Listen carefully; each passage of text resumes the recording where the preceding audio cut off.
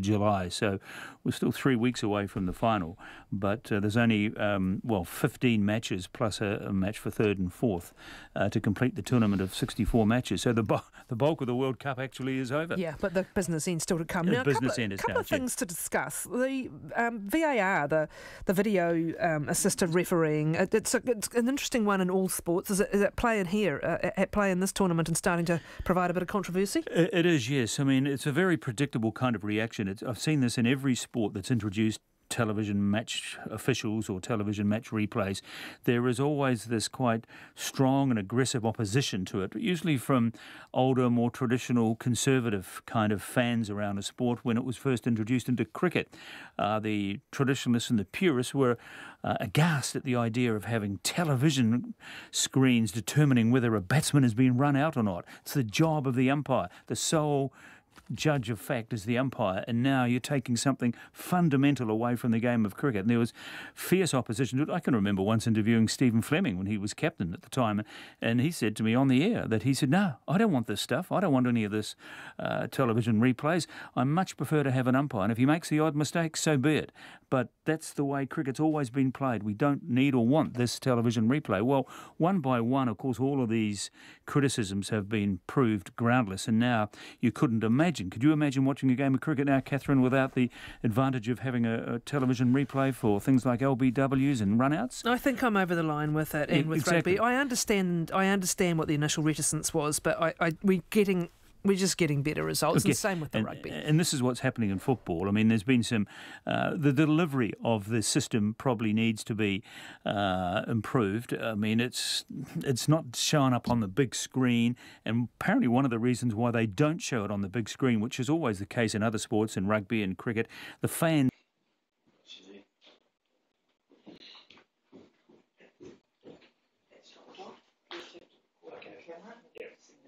Sorry. Still, do you need? Yeah, I'll get and plug it in anyway, but just go ahead with it. Okay, wait for that door to shut. All good.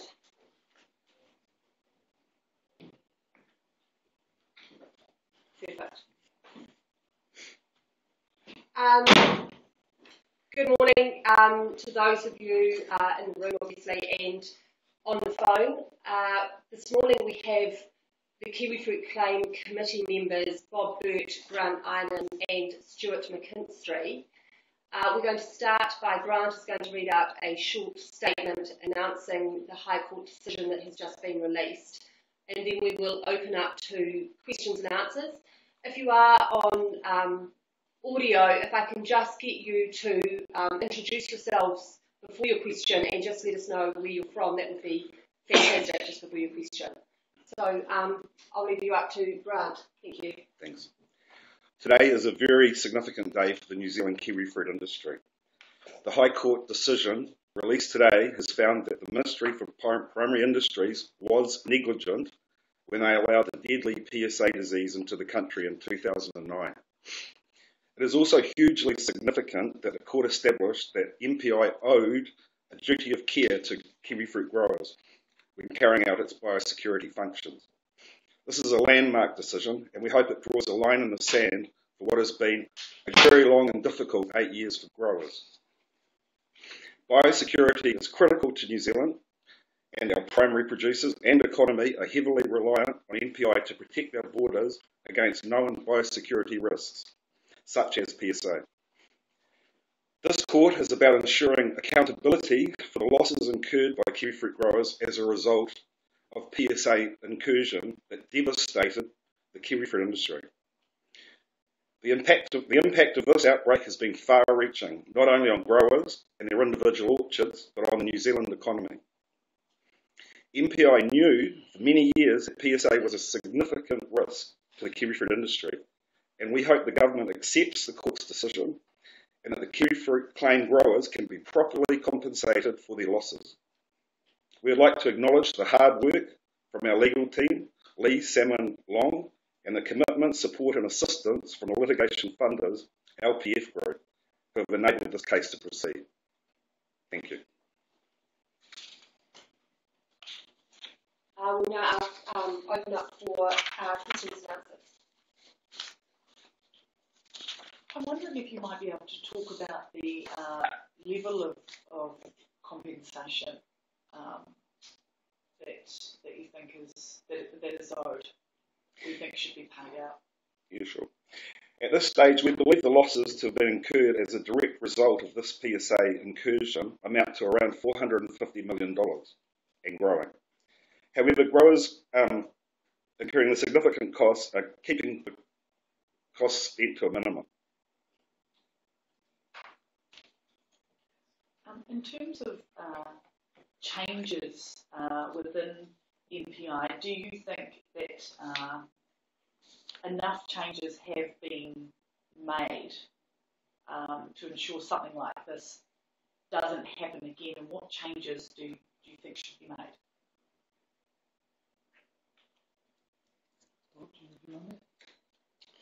I would say that because of this incursion, you'd have to look at the MPI and say there hasn't been enough changes.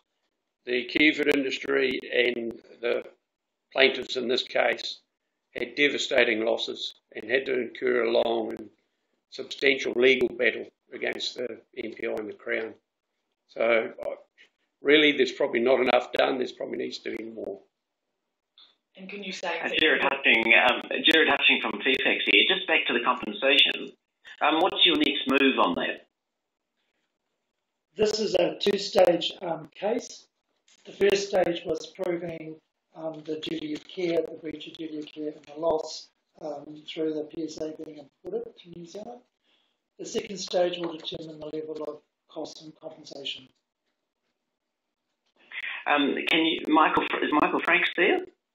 This conference is around the kiwifruit claimants, which there are 212 of. It's not a conference for Seeker. Because Michael Frank, or I should say Seeker, is discussed in the court result, and Justice Mellon has found that Seeker does not, will not be able to claim. Is that correct? Yes, that is correct. The judge found that while there was a close relationship between MPI and kiwifruit growers, which includes Seeker in its capacity as a grower, the judge found that the relationship between MPI and Seeker was not close enough to warrant a claim in this case, but of course that may be appealed. And does that disappoint you? I think overall we're thrilled with the result, but it's not perfect. Okay. You're hoping the government will accept the decision of the court, but do you think they will appeal? What's your sort of feeling on that? Well, it's been a long, hard 8 years for growers, and it's been very difficult for a lot of people and a lot of families. And I'm hoping the court accepts the decision and does the right thing, and we all can move along. So, will you? Are there any more than 212 growers who are going to be able to receive compensation? When the claim first began, all growers were able to join the claim.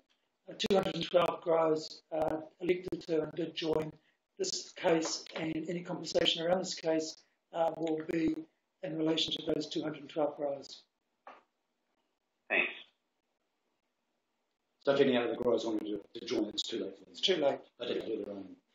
They would need to take their own action. Sorry, correct me if I'm wrong, but I understand it wasn't ruled in favour of all 212. Is that right? Or there's different levels or different types of growers in the case, but it's ruled in favour of all 212 at this stage, to move to stage 2, which is compensation. This is a class action, and so the case settles on the class. Okay, so apologies. So what's involved in that stage 2? How do you start that? That will be a matter for our lawyers. We'll be now getting legal advice on that. They'll have a roadmap set out for us, and the process will then go through the compensation function. So it could take a while. We take Jared Hutching again here. Can you talk about the precedent-making aspect of the case? I mean, right now we're in the middle of a Mycoplasma bovis issue. Do you see it as having any reference to that in future? In reference to that, like any incursion that negatively impacts on primary industries is a disaster for the sectors involved. In our case, PSA is a known pest. It should never have been allowed into the country. The PSA incursion in 2009 devastated the kiwifruit industry, and its impacts have been far-reaching, not only for growers and their individual orchards, but also on the New Zealand economy. Some kiwifruit growers lost everything when PSA hit: their orchards, their businesses, their life savings, and for many the financial and emotional impact on the incursion is still ongoing.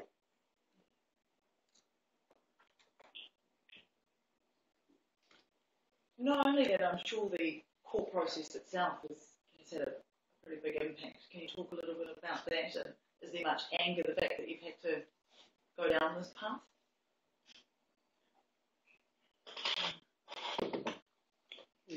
Long 8 years, I guess, really, isn't Well, it? it's been, as we stated, it's been a very long, tough, hard 8 years. Not everyone's made it.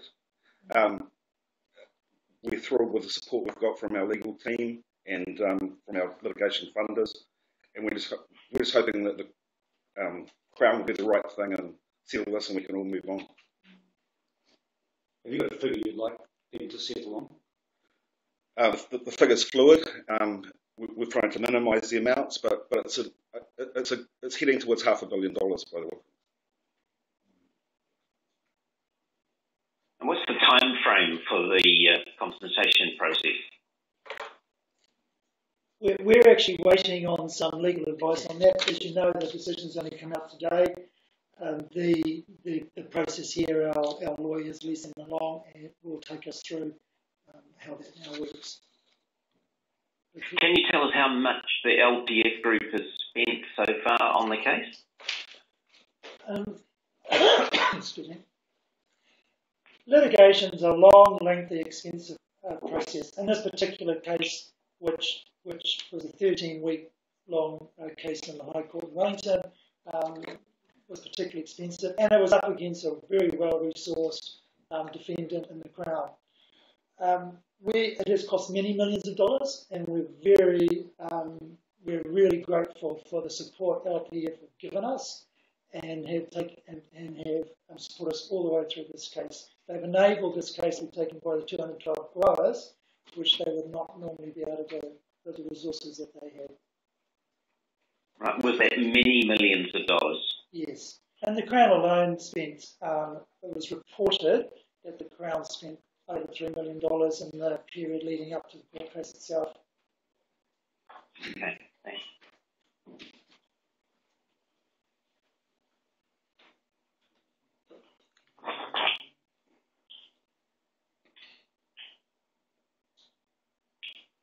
Can you give me an indication of how much the LPF group might benefit from this decision, considering you're talking about $500 million?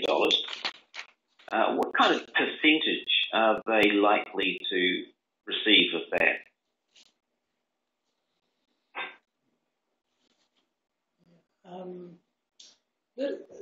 Basically, at this point in time, litigation is expensive. We have a commercial arrangement with them whereby they will receive a fair percentage of the proceeds, but leaving a significant portion for the claimants. So no percentage, huh? At this point, it remains commercial. How long have the Crown got to decide whether they appeal or not?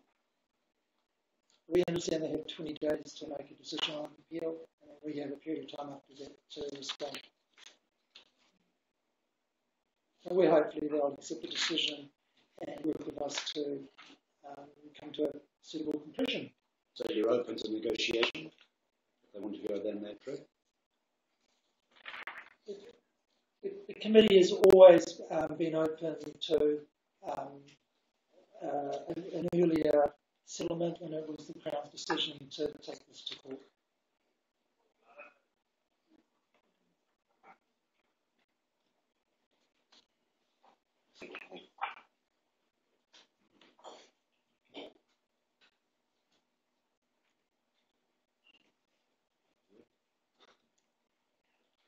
Guess All can you good? just, so can you just maybe just give the sum up how you guys are feeling? Oh. It's fantastic. I think the smiles might tell you that. I think thrilled is a good word. Yeah. No, fantastic. Yeah, we're very sure. It's a very good outcome for the growers. It's been a huge human cost in this, and I just think it vindicates the effort and time everyone's put in and the money spent. Yeah, I guess at the end of the beginning of the case, we talked about accountability, and in the decision that's come through, the accountability is there, and we're so happy to have got that result. And for us, it's good for all New Zealand. It's good for all primary industries, and we're so thrilled about that.